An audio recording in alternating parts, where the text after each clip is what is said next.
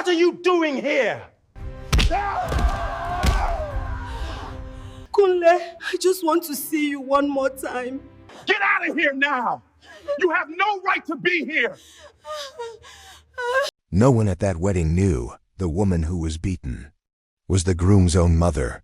In Ibadan, everyone knew that name, Kunle Adeyemi, a name once spoken with pride, then slowly turned into a whispered legend, proof that a person could escape fate if they were ruthless enough with their own past.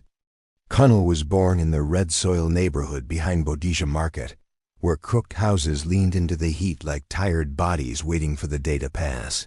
Children there grew up to the sound of morning hawkers, the smell of akara frying in oil, and dust that clung to their feet through all of childhood.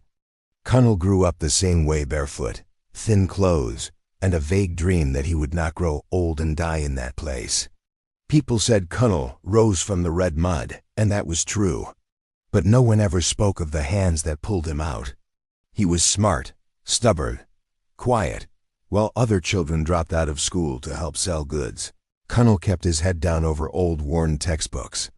He believed in one thing only: poverty was something to escape, not something to be proud of. Years later, Kunle returned to Ibadan, but only to pass through. His dark-tinted car slid past the streets where he once ran barefoot. He never rolled down the window, never looked back. To him, the past was something that must not be allowed to exist. Now Kunle Adeyemi is a businessman, a successful man, a name spoken at elegant parties in Lagos. He wears tailored suits and speaks with the calm confidence of someone accustomed to winning. No one can see the red mud on him anymore. He is about to marry Morenike, a woman raised in homes where electricity never went out, where water flowed freely from taps, and meals were never counted bite by bite. Her family is wealthy, respected, and deeply protective of their reputation.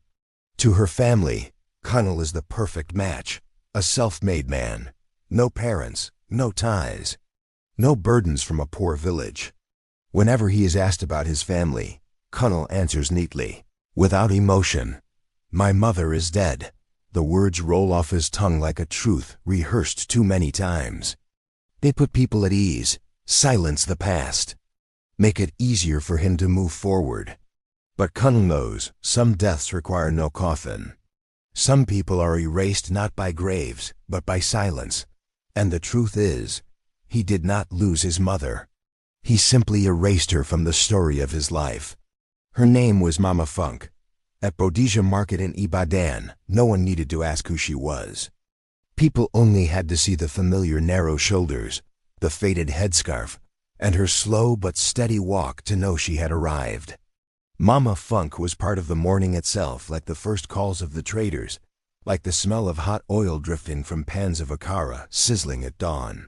She began her day before sunrise. A load of bananas balanced on her shoulder, worn sandals brushing over red soil still damp with morning dew. She walked slowly, not from weakness, but because every step had to steady an entire life carried on that yoke. When the bananas were sold, she sat beside a small charcoal stove, frying golden akara one by one. Every plate she sold meant a meal for her son, a new notebook, one more day Kunle could stay in school. All of Bodija Market watched Kunle grow up from behind his mother's back. A thin boy who always stayed close to her, bright-eyed but quiet. Mama Funk never complained. She simply worked harder. When Kunle needed books, she sold more bananas. When he needed school fees, she stayed up later. And when there was nothing left to sell, she did something few Yoruba women would ever dare to imagine. She sold the ancestral land. The land passed down from her forefathers, the place of birth, the ground tied to the family spirit, something the Yoruba regard as flesh and blood. Her hand trembled as she signed the papers, but her eyes did not cry. To Mama Funk, her son's future mattered more than any tradition. Also, Kunle would not have to drop out of school. Many years later, Kunle began sending money home. Thin envelopes, regular, no questions, no words of concern. Then one day, the money still came, but with a short message, cold and final, as if written to sever everything behind it. Please don't come looking for me. I don't want anyone to know my past." Mama Funk read those words over and over for a long time. She did not cry. She did not blame him. She folded the paper carefully and placed it in an old wooden box where she kept the most important things of her life. From that day on, she sent no letters, made no calls, told no one that her son had become successful. She held her silence the way one holds a promise. Mama Funk obeyed. She stayed silent.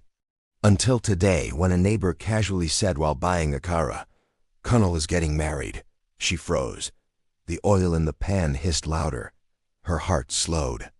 No one noticed the moment she turned away, quickly wiping the corner of her eye as if dust had blown in. She closed early that day. Went home, opened her old trunk, searched for a long time. In the end, she chose her oldest dress. Not because she was poor, but because she did not want to shame her son. Colonel stepped forward, his voice low but burning with anger. "Why are you here? Do you even know what day this is?" Each step echoed sharply against the polished marble floor, cold and deliberate. The distance between him and the elderly woman standing in the aisle was small, yet enough to draw every eye in the hall toward them. The music had stopped. The whispers faded. The air froze heavy like the moment before a storm breaks. Colonel raised his hand. No one screamed. No one dared to stop him. In Nigerian culture, raising a hand against one's mother is not just an act of anger, it is a lifelong curse. A deed believed to follow a man to the very end of his destiny. Moronike saw it before anyone else. She dropped her bouquet and rushed forward, gripping Colonel's wrist tightly with both hands. Her voice shattered, frantic. "Colonel, is this the woman who gave birth to you?" The question fell into the hall like a blade. Colonel froze. His raised hand trembled, then slowly lowered. His mouth opened, but no sound came out. For the first time in his life, he had no answer. Mama Funk looked at her son for a long moment. Her eyes were tired, the eyes of a woman who had lived too many years under sun and wind, who had cried too many times in silence. Yet there was no bitterness in her gaze, only the gentle, aching kindness of a mother who had accepted a lifetime of loss. "I didn't come to ask for money," she said, her voice weak but steady. "I only came to see you as a groom. And then I will return to the village."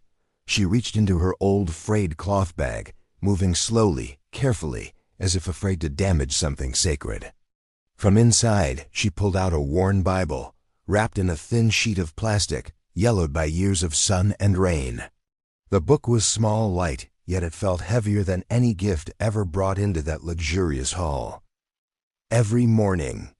She paused, drawing a short breath. "I pray for you." She held the Bible out toward Colonel, but before he could touch it, Mama Funk's legs gave way. The book slipped from her hand, landing softly on the floor, its quiet sound lost inside the grandeur of the hall. Her frail body tilted, then collapsed onto the ground like a dry leaf with no strength left to cling. Everything exploded. Screams, shouts, chaotic footsteps. Colonel dropped to his knees beside his mother, his trembling hands cradling her motionless body. His wedding suit crumpled. His head bowed low, his shoulders collapsing inward like a child abandoned in a crowded room. He screamed, no longer able to hold on to the image of a successful man. "Mama! Mama!" That cry tore through the elegance of the hall, a son screaming for his mother, in the middle of a lavish wedding. The wedding was canceled. No one stood up to announce it. No explanation was needed. The rows of chairs that had once been filled with laughter slowly emptied, as if everyone understood that some truths cannot stand beside wedding flowers and music. The wedding dress was folded away in silence. The bata drums fell quiet. All that remained was the echo of a single moment that shattered everything.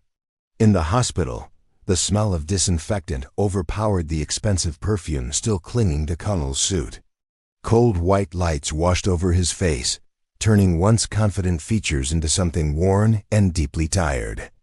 He sat by the bed, holding his mother's frail hand, the same hand that had carried his entire childhood along dusty red roads.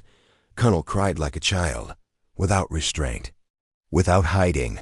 His tears fell onto her wrinkled hand, warm and trembling. "I'm sorry," he sobbed. "I was ashamed that I was poor, and ashamed that you were poor." The words broke out of him like a confession buried for too long. He bowed his head lower, as if trying to escape himself. Outside the room, Doctor's footsteps passed quickly down the corridor, hurried, distant, stopping for no one's pain. Mama Funk opened her eyes. Her breathing was thin, steady but weak. She squeezed his hand, the familiar squeeze of a mother who once calmed him whenever he was afraid. Her voice was a whisper, without blame, without anger, only bare truth. "I was never hurt because you were poor. I was hurt because you forgot me when you became rich."